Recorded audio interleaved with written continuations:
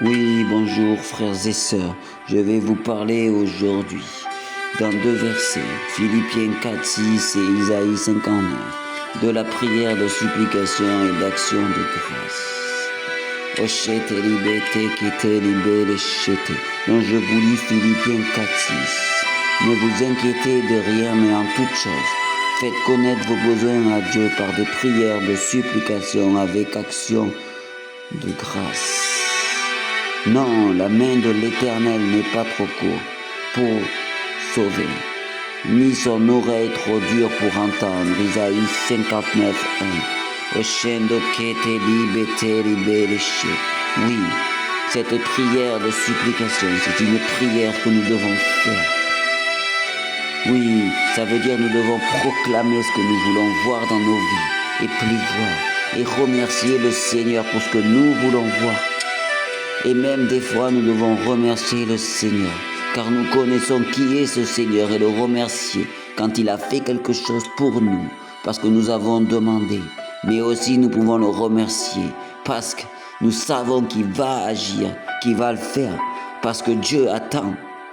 Oui, il attend que nous proclamions de notre bouche les choses que nous voulons voir. Oui, Dieu connaît tout, ce que nous avons besoin, tous nos désirs, mais des fois, il attend.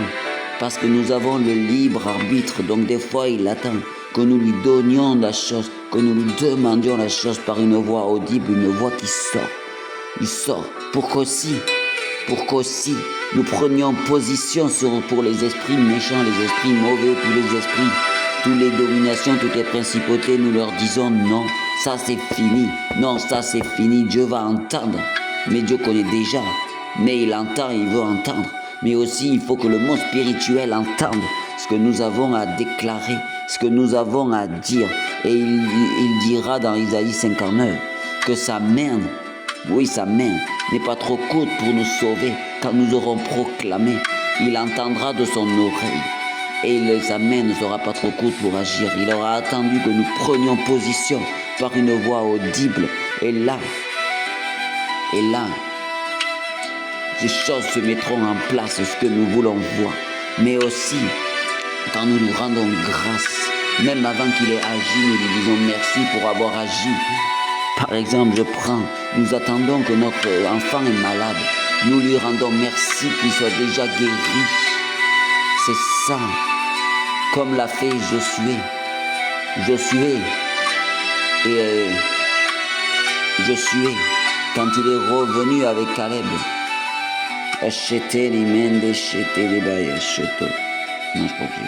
quand ils sont revenus avec les autres pour d'aller dans le pays promis et que tous les autres ont eu peur, eux n'ont pas eu peur, car ils ont aimé et ils ont cru en l'Éternel. Ils lui ont dit c'est possible avec l'Éternel, c'est comme s'il lui avait rendu grâce et ils ont proclamé qu'ils pouvaient la voir.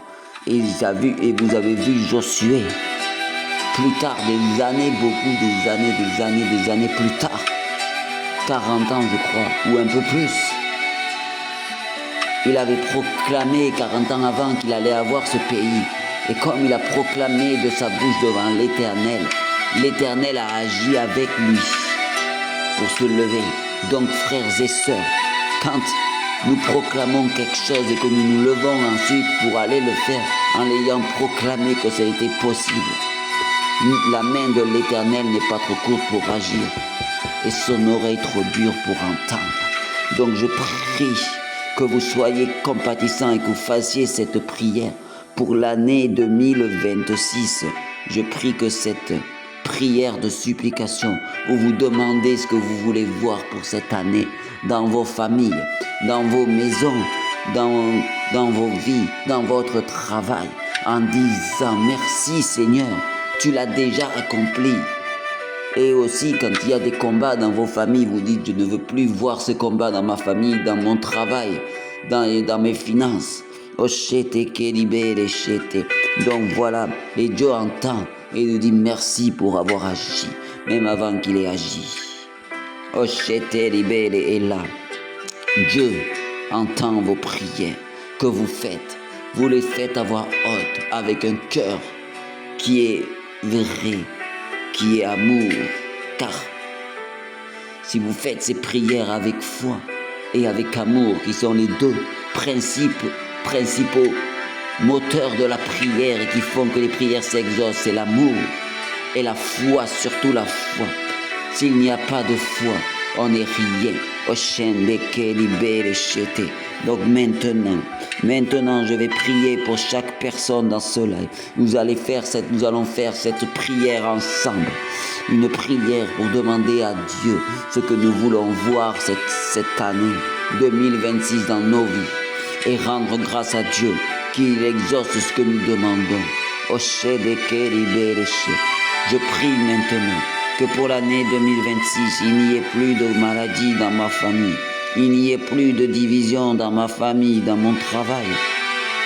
Que j'ai la paix. Que j'ai la paix dans ma famille. La paix pour mes amis. La paix. Que je vois la gloire de Dieu se manifester.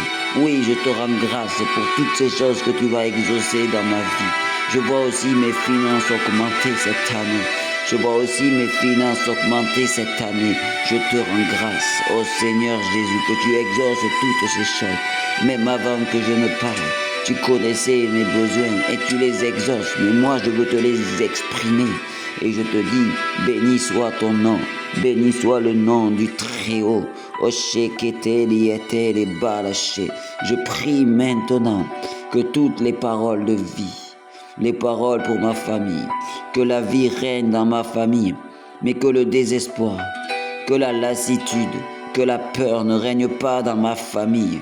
Je te dis merci que tu exauces toutes ces choses, ô Seigneur Jésus. Car ton oreille n'est pas trop dure pour entendre. Ô Seigneur Jésus.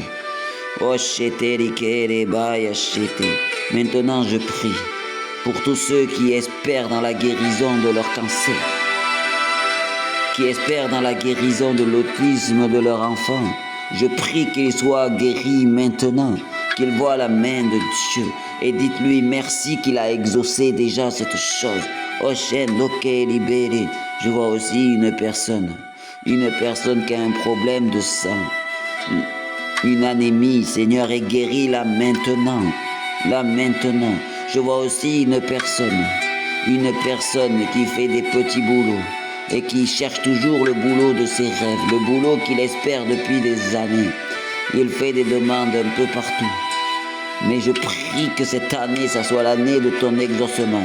Je ne prie pas, mais je sais. Dieu me dit, je sais que cette année sera l'année de ton exaucement, l'année de ta promotion, l'année de ta gloire. Je prie aussi, Seigneur Jésus, je vois des familles être restaurées qui sont sur le bord du divorce, être rétablies dans leur entièreté. Je vois aussi des familles, je vois surtout une famille. Dieu te dit, tu n'es pas trop vieille pour enfanter, tu entends un enfant depuis des années. Mais regarde, Abraham avec Sarah, ils ont enfanté à l'âge qui était très vieux. Et Dieu me dit, il va le faire avec toi. Et ça sera un sujet de joie pour toi et ta famille. Et un sujet à montrer que rien n'est impossible à Dieu.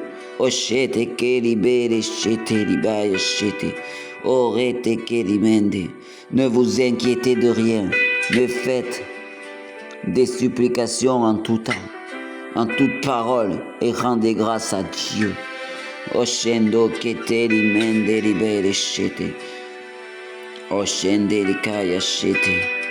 Je vois des familles restaurées. Je vois des familles restaurées là où il y avait la division. J'entends héritage qui a mis la division va être restauré. Il y aura un compromis qui va être fait et la paix va revenir dans cette famille. La paix va revenir dans cette famille parce que toi, tu auras fait un autel de prière, un autel de sacrifice et que tu auras remis ce problème à Dieu et que Dieu fera ce qu'il est impossible à faire par l'homme. Toi, tu auras fait ta part et Dieu fera la sienne, celle de l'impossibilité. Je le dis aussi pour les cancers, je le dis aussi pour les maladies, je le dis aussi pour ceux qui ont des pères qui n'ont pas d'argent, qui n'ont pas d'appartement, qui ont du mal à trouver un bon appartement, Dieu va exaucer et va exaucer. Soyez tous bénis et rendons grâce à Dieu et parlons, déclarons, parce que des fois Dieu veut entendre vos voix pour exaucer. S'il n'y a pas eu l'exaucement dans vos vies, c'est que vous n'avez jamais déclaré à haute voix ce que vous voulez voir. Vous pensiez que Dieu était capable de tout. Amen.